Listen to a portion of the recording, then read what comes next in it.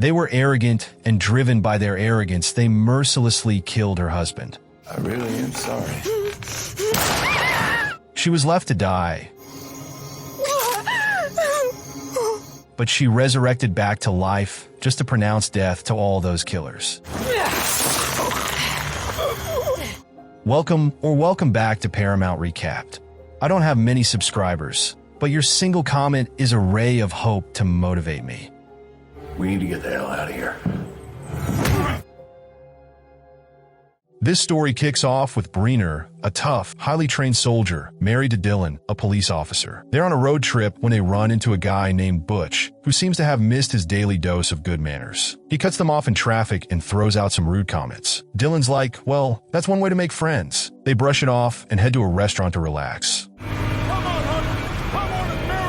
But surprise, Butch shows up again. This guy's like a bad penny. He keeps turning up. While Dylan's in the restroom, Butch decides to bother Breener, getting way too close for comfort. Breener's thinking, I didn't sign up for dinner and a side of harassment. Just as things start to heat up, Dylan walks out and confronts Butch. But before fists start flying, an elderly woman, known as Mom by everyone, steps in and breaks up the tension. She looks at Butch like he's been stealing cookies from the jar and says, "You're embarrassing yourself, dear." Dylan thanks her, and she says, "Call me Mom. Everyone does.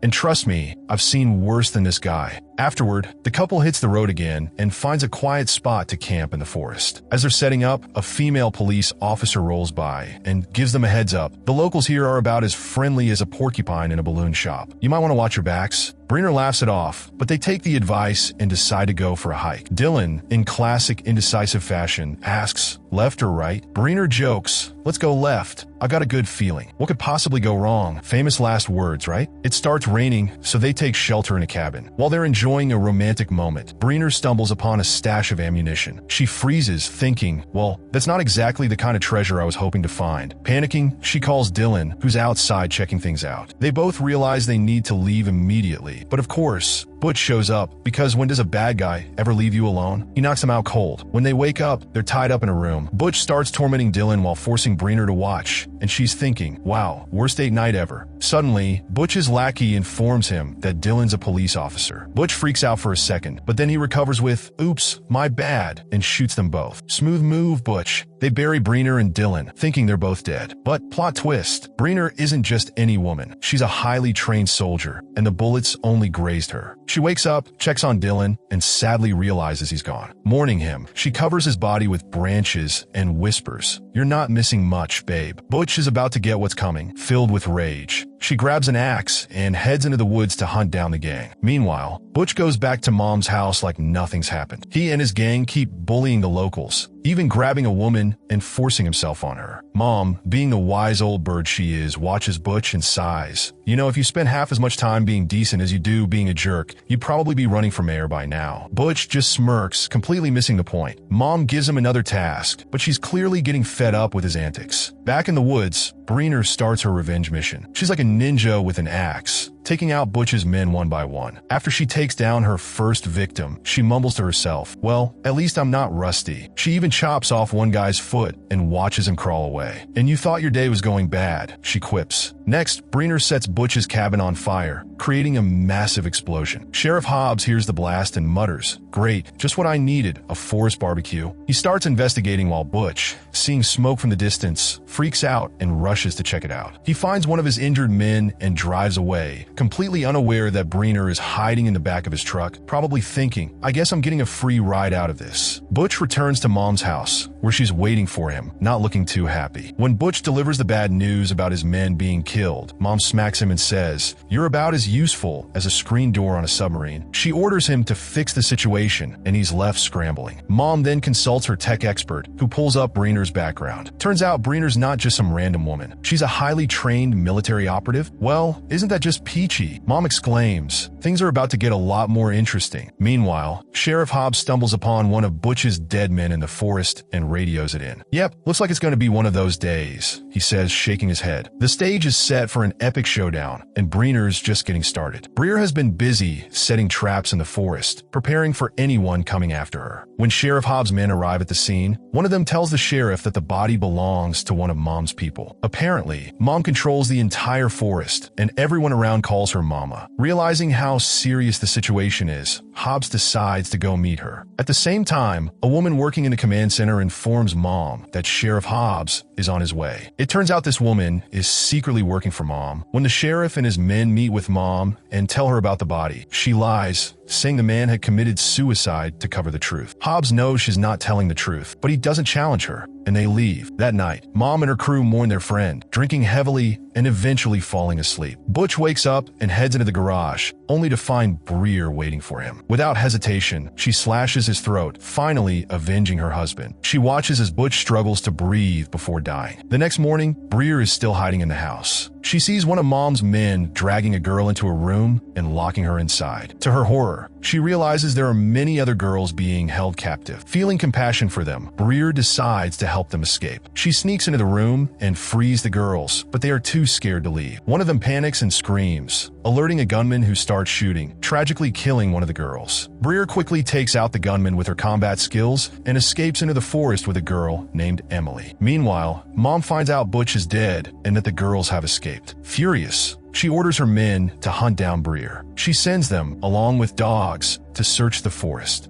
Call Hank and get the dogs ready.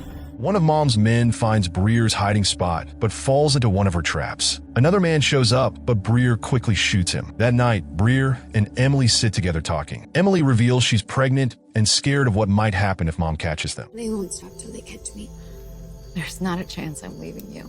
Breer reassures her that she will protect her. The next morning, Mom sends her top enforcer, a man known as Hunk, into the forest with his dogs to track down Breer. Hunk's men eventually capture Emily, but Breer arrives just in time and takes them out. Around the same time, Sheriff Hobbs shows up in the forest. One of Mom's men shoots Hobbs in the leg, but Breer quickly spots the shooter and kills him. Breer and Emily help Hobbs to a safe spot, and Breer explains to him that they need to create a distraction or Mom's people will keep finding them. They decide to move to a safer location. As Breer and Emily continue along a stream, they come across the female police officer who had warned Breer and Dylan earlier. Desperate, they ask for her help, and she tells them to get in her car. Exhausted, Breer and Emily fall asleep in the back seat. When they wake up, they're surrounded by Mom and her men. It turns out the police officer was working for Mom all along. They begin torturing Emily and Breer. In desperation, Emily reveals that she's pregnant with Butch's child. Hearing this, Mom orders her men to take Emily to another room. Meanwhile, Breer is tied up, but Emily manages to take out a guard and free Breer. Together, they spring into action. Breer storms into the room where Mom's men are, and a brutal fight breaks out. Using her combat skills, Breer takes them down one by one. Just death.